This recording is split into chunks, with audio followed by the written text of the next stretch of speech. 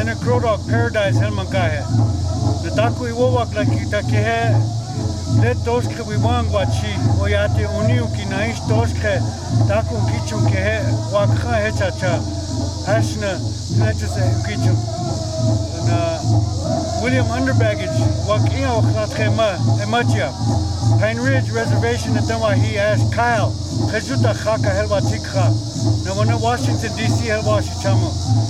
Taku walk like Itakehe, Lakota won't like a Pikilana Torke, Isam Tchankea, he won't like on a Yawam Pokibi, Ukuk Champi, Nataku Lakota, Kichukena, Ukitrap, Wichocha, Ukitrap in Nataku Kiatorke, Ukichukena, he won't like up. Oh, good afternoon. My name is William Underbaggage. I'm from the Pine Ridge Reservation, a little town called Kyle. It's 2011. The Sundance ways are very strong. Our language is still very strong, and the people of the United States have accepted us somewhat. We're still being harassed a little bit by the federal government in the way we preserve our ceremonies and our songs. But with the United Nations Permanent Forum declaring a draft of some wording that gives us free and prior informed consent about things that we do, we are natives. We are the ones should be able to document and do what we have been intended to do throughout history. So today I sit here at Leonard Crow Dog's Paradise, visiting after a number of years, and then Leonard asking me to do an interview. So I'm going to talk a little bit about the language, Lakota. It's a language of a culture. As I say, it's a key to a doorway to the Lakota culture. If you don't understand Lakota, you're going to open that door and be baffled about what you're looking at, what you're hearing. And I teach Lakota at the moment. I grew up speaking it. I've taught it in many places, even in Mexico, at a Sundance that Leonard Crow Dog sent to South back in 1992. I helped at that Sundance. I translated a lot of the Lakota ceremonial songs into Spanish and Nahuatl. And in the meantime, I became an honorary Aztec. I call myself honorary Aztec. So I went to Mexico and traveled all over Mexico with indigenous people, and went even so far as going down to Chiapas and meeting with our relatives, the Zapatistas, who were in war at the moment, trying to implement a peace conference for them and bringing back their stories as a journalist, video documentarian also.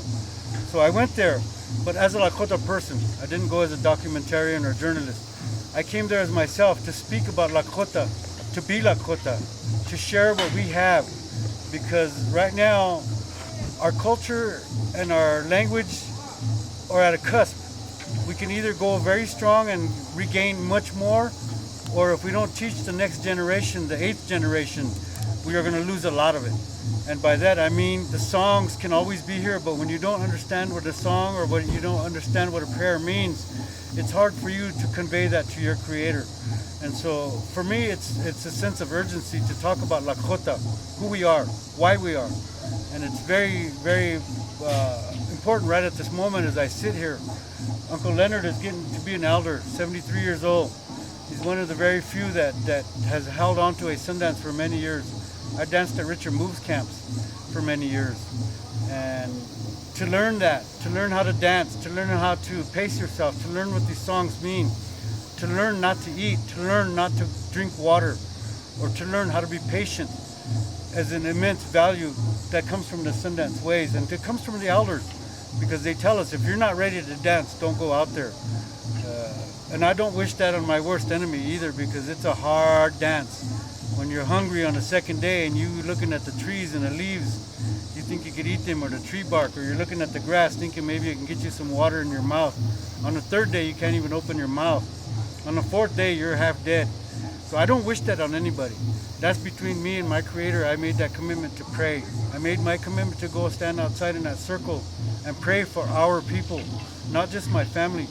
But also when you pray for our people, something else very amazing happened. Miracles. I've seen some powerful miracles in that circle. For instance, one of my brothers was dying of diabetes complications. We did a ceremony for him, and both I and my younger brother put our other life away, started sundancing. My brother lived another 13 years beyond that life, that 1 year that they, not even a year that they gave him to live. He got to enjoy his grandchildren. Those are the kind of miracles I talk about. And many, many people find salvation, if you want to call it that, in these ceremonial ways. But again, if there wasn't people here to save these ways for us, for our grandchildren. Right now I have triplets, or twins. Wamblik Leshka, Natalina Hazel, underbaggage. They have a big sister named Kimimi Laska, Elena Ambranica, underbaggage. And right now she talks Lakota, and she speaks Spanish also. But I came here to put some flags up on the tree tomorrow. My little boy has Down syndrome. My little girl's healthy.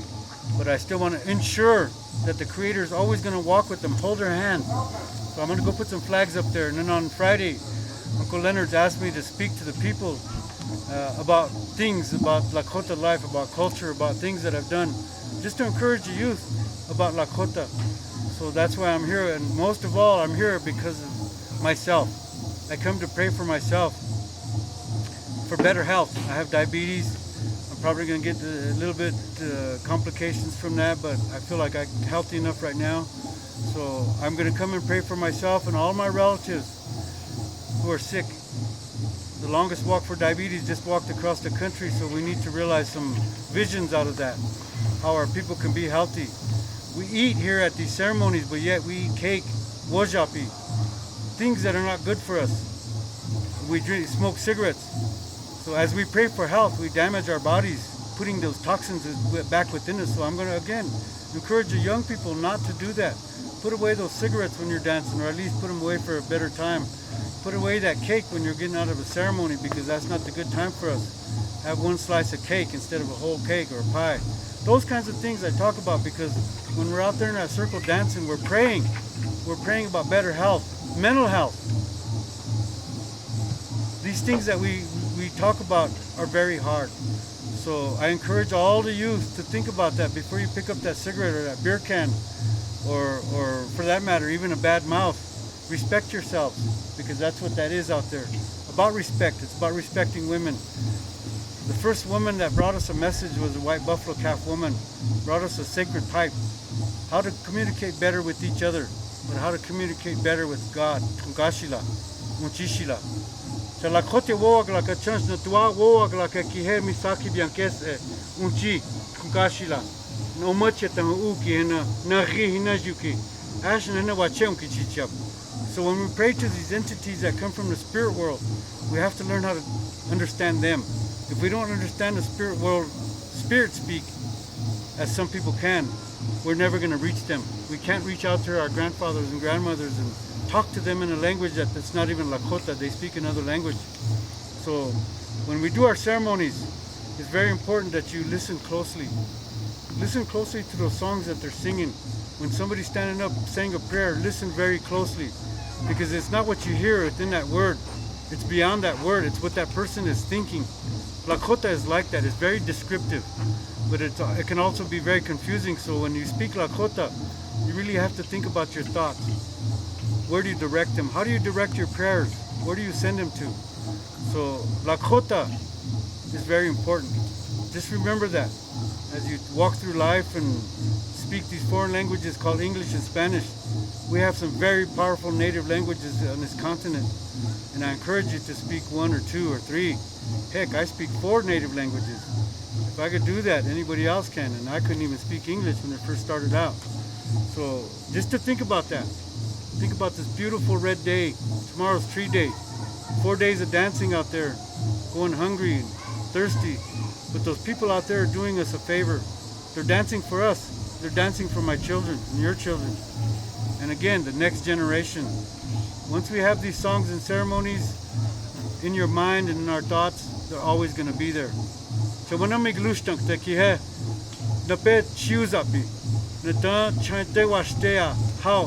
We one young wachipi. We. Ampetu we is the sun. Happy we, the moon. There's opposite, the yin and the yang, the balance, the good and the bad, and all these things that we walk in this world. There's man, there's woman, there's boy, there's girl, there's hot, there's cold. We live in this world that we have to pay attention to the other side of whatever is happening. So when we come to the Sundance, the understanding is there is a spirit world. We walk this world on 2 legs. There's a spirit world that they use wings, they use 4 legs, they use 6 legs, whatever. We dance through the centuries. We dance and sing through the centuries because that's what they've left us. They've given us these ways to think about how we can communicate with the spirits, with the creator, with the wanachi, the spirits. And this was prescribed centuries ago. This is a prescription. Some of us have been called architects of prophecy, but because prophecy can only happen if somebody's doing it.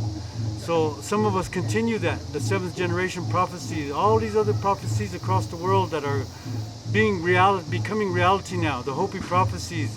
Beyond that, there's much more that I can talk about, but I want to concentrate on how Lakota became such a strong prophecy. First, we held on to our language. Second, we held on to the rituals. And prophecy can only work if somebody propagates it into the future. Like I say, my children, my grandchildren, how are they going to learn that? So as we step out there into the circle of life, we think about where we start. We were born, we became adults, we became elders, and then we went to the spirit world. So everything we do is in cycles of 4. There's 4 rounds to a sweat lodge. There's 4 entrances before you step into the gate. There's 4 directions we pray to. There's all these different things that require the number 4 thought. So again, when we think about Wiwanyang Guachipi, the day, why do we dance in the hottest part of the day when there's no water and no food? Because as Lakota, we have only ourselves to give. When you make that commitment, you don't break it. When you make that commitment to Creator and you say you're going to go out there because your relative's sick, you don't just stop on the second day and say, Creator, I'm tired, I'm thirsty, I want to go home now and go to bed. That doesn't happen. You made that responsibility, you made that promise to the Creator that you were going to do 4 days, that you were going to bring your chanupa out there and smoke that chanupa with all the sacred herbs in there. And you danced the prescribed way that the medicine man, the chief, have been doing for millennia, the way they know the altar. So we do that. But because of the fact that we pray for other people, it's an amazing ceremony when other people pray for you. You're only one person, but if there's 150 people out there dancing, there's 150 people praying for you and your family. So that prescribed way of praying is an amazing process. The miracles that happens. And some of the reasons that most people ask questions about why we do it in such a manner, the medicine man knows. He was prescribed by the spirits and how to move about out in that circle. When to step out of that circle. When can you come back out and rest? When do you go in that sweat lodge? When do you load your chanupa? Early in the morning, well before sunrise, about 3:30 in the morning, 4:30 in the morning, they're telling us, Kiktapo, wake up, get up, load your pipes, get in that sweat lodge, bless yourself. You don't do 4 rounds, you just pour a little bit of steam on there and wipe yourself off. Bless yourself. Ikpakintapo, go get ready for that day. Have a little bit of medicine. Sage tea sometimes, and it's so bitter, you don't get any enjoyment out of the water. You just drink it and you figure, okay, that's enough for the day. So as we go through the day, you think about all these wonderful things that we have, but yet we can put it aside for just that minute, just that day, or just for them 4 days, because there's people that live, like our uncle Leonard Peltier, lives behind iron bars. He can never reach out there and grab that medicine tea or reach over there and get that wojapi, that champcha wojapi, or the juice. So we take a little bit of that and put it in our mouths. And remember the relatives that can't do that, the ones that are sick in the hospitals with diabetes, with different cancers, things that are man-made. So when we pray, we ask that the Creator pay attention to those things. Sometimes they're never going to be healed, but other times we recognize miracles. And if they're not going to be healed, we learn how to let that person go gently into the spirit world, because that's where they want to be. That's where the Creator wants them. So we learn how to pray in that manner out there. We don't just pray to win the lotto, even though sometimes some people do. I know that. So sometimes people get good blessings with prosperity if they live a good life. So you can pray for those kinds of things, but also you pray for the best that you can for your friends, that they have a good life, that they enjoy a nice warm bed at the end of the day, that they can go jump in a nice hot bathtub. But when you're out there, those things don't come. They're not going to come. And then we have to remember At the turn of the 1900s, we were treated so horribly that the sundances weren't almost going to survive. There was only 4 sundancers left. The ceremonies were almost gone. They were having to hide them. So we think about how they've been revived and used. And today, they're dancing all over the world. The true colors of humankind, as they say, black, white, yellow, and red. Mankind, we all bleed red. We have blood that's red. But if we don't look at each other's color, we can stand out there and pray together. Pray for the best for each other's countries, wherever we come from. And it's a worldwide dance now, a worldwide walk. It has become international to the point where people come from all over the world to come pray like us, to be like us, to share what we have. And that means a lot to me. To know that somebody's coming from across the world to honor my people, the Lakota Oyate, and to talk about it, to take it home to their countries, and to learn how to pray in this Lakota language. And that's what it means to me. That Chanumpa I mentioned was brought to us by a woman, a sacred woman, as all women are. And as men, we have to pay attention to that sacred knowledge that women give to us. And we have to carry that Chanumpa as a little baby. It has no ears, eyes, or mouth. We have to be the ears, eyes, and mouth for that Chanumpa, the conscience for that. So when you carry that Chanumpa, it's a stone and a stick. But as you put it together, the prayer, the energy goes into it and it gets really heavy. You dance with the Chanumpa out there for 4 days, you realize the weight, the responsibility of that Chanumpa. And you don't just share those things with just anybody. Those things were meant for you. That Chanumpa was meant for you in your prayers to Tungashila, Jishila. So when you carry that thing for 4 days, it gets heavy. Some people can't carry it for more than 4 days. They go home and put it aside, put a lock and a key on it. So then it becomes just money. It's worth a lot of money then. But some of us put it out there on the altar. Let the children see it. Let them pick it up and touch it and smell it and smoke it. Let them learn how to use it instead of it becoming so sacred they can't use it every day. So that's the way I was raised with these ways. The humblechea, to cry for realization. It's not just a vision, a realization. When you make up your mind to do something, that commitment that you made to the Creator can be visibly enacted by doing a ritual where you go stand by yourself in solitude for sometimes 4 nights, sometimes 1 night. You learn how to make up your thought process of how you're going to reach that vision. How are you going to get there from here when you have no food, no water, and you're standing there near naked on bare feet? How are you going to get to a vision that you imagine?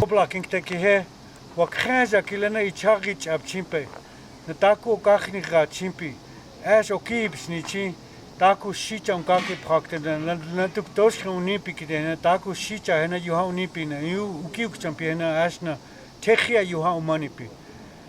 Another question from a relative is a blank word because it means a lot, but also it means erasing somebody's life in front of everybody.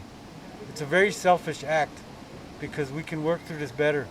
The reason I say that is because I have very recent experience in an attempt at suicide, but also I work within the jail as a volunteer here on the reservation. I've gone into the JDC where these kids are in there and literally they're committing suicide on another level because the crimes they commit will keep them in that locked up building for the rest of their lives sometimes. And meanwhile, they have no forward motion in their lives. So in Lakota, we say that suicide can never be an option. Ichikte, meaning to take your own life. But also it's a very serious factor in today's youth right now, as I sit here on a Pine Ridge Reservation. The attempts at suicide, last December I was here, there were 6 suicides within that last few months of that year. And personally it hit me. One of my nieces, I won't name her, but she came very close to it because she was involved with a man that she thought didn't love her or didn't know how to experience it. Because as a young person myself, at one time out here on a reservation, I grew up without a father, an alcoholic father. My mother died when I was 12 years old. I had very hard relationships with some of my other relatives, my cousins. A lot of alcoholism and violence out here. It was right after Wounded Knee, 1973. And the racism was horrific out here. And it would have been easy to take our own lives and say, okay, I don't want to be Lakota anymore.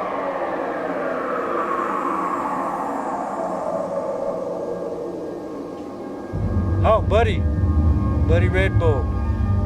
In another way, he committed suicide. Drank too much. But again, that's what it is. We got to be close to our relatives, these children. Talk to them. Take them aside sometimes, even if you have to force them to go with you somewhere, because they may be going through changes that we want to hear. They don't want to talk about it. So please talk to your relatives, your young relatives. Let them know there's a beautiful life, such as here. Let them know there's beautiful things looking forward to them, for them. Because if they take their lives, that's it. We will never share them again. We will never hear their dreams, their prayers, their songs. Oh, Hechatu. As I complete my interview here, I'd just like to encourage you all to speak Lakota. I say hello with a good heart, strong heart, and I ask blessings for your journey wherever you go. For the people that come here to be able to arrive home safely after this wonderful ceremony. Oh, Hechatu.